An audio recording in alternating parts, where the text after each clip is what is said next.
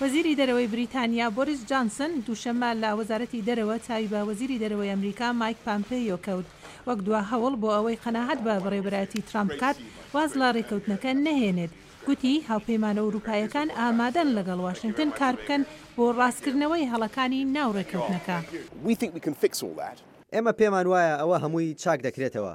بە هاوکاری لەگەڵ هاوپەیمانە ئەوروپیەکان دەتوانین تونتر بین لەسەر ئێران، بەڵام نابێت واز لە کڕۆکی بابەتەکە بێنین کە ئەویش ڕێگرتنە لە ئێران لە بەدەستهێنانی چەکی ئەتۆمی. ئەگەر سەرۆک بڕیار بدات دەست لە ڕێکەوتنەکە هەڵبگرێت دەرەنجامی بۆ هەرێم و بۆ جیهانیش دەبێت بە قسەی شیکارێکی ئەمریکا.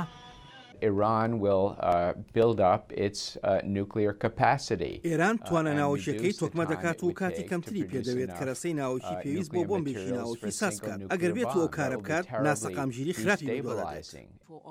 هاوپەیمانە ئەوروپایەکان هەوڵەکی زۆریان داوە سەرۆک ترامپ قانع بکەن دەست لە ڕێکەوتنەکە بەرنەدات.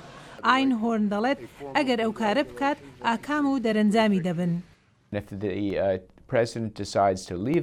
ئەگە سەرۆک بڕیاری دەرچوون لە ڕێکەوتنەکە بدات بەڕای من ئەمە ناکۆشێکی ڕشت لە نێوان ئەمریکا و هاوپەیمانە نزیکەکانیدا ساز دەکات. لە سەوداکە بە مانای دانانەوەی سزاکانە هاوکات هەڕەشەی سزا بەسەر لایانی سێمدا دەکرێت لە دژی ئەوروپایەکان، دژی ئاسیایەکان. هەر ئەوەش دەبێت تەمایی ژمارەیەک ناکۆچی ئابووری لەگەڵ هەندێک لە نزیکترین هاوپەیمانان و شەریکە بازرگانیەکانمان. وەزیری پێشووی ئەمریکا جان کێری یارمەتیدەر بوو لە گەیشتن بە ڕێکەوتنەکە ئێستا خەریکی دانوساندن بووە لەگەڵ ئێران و هاوپەیمانانی تری بۆ ڕزگارکردنی سەوداکە. ئەم کارەش بۆ تەمای تووڕەبوونی ترامپ کە بە دیپلۆماسی لابەلا ناوی دەبات.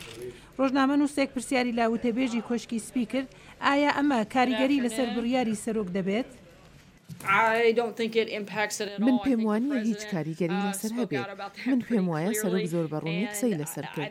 من پێم وانیە ئێمە ئامۆژگاری لە کەسێک وەربگرین کە ڕێکەوتنێکی مۆر کرد کە سەرۆک بە خراپترین سەودا ناوی دەبات. من نازانم بۆچی ئێستا گوێی لە ئەوە ڕابگرین.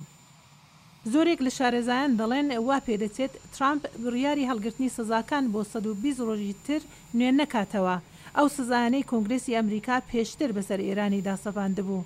ئەوەش ئاماژەیەکە وڵاتی یەکگرتوەکانی ئەمریکا خۆ لەو ڕێکەوتنە مێژوویەی ناوچی بچێشیتەوە کە کاتی بەڕێوەبەرەتی سەرۆکی پێشوو براک ئۆباما هاتبۆ دی.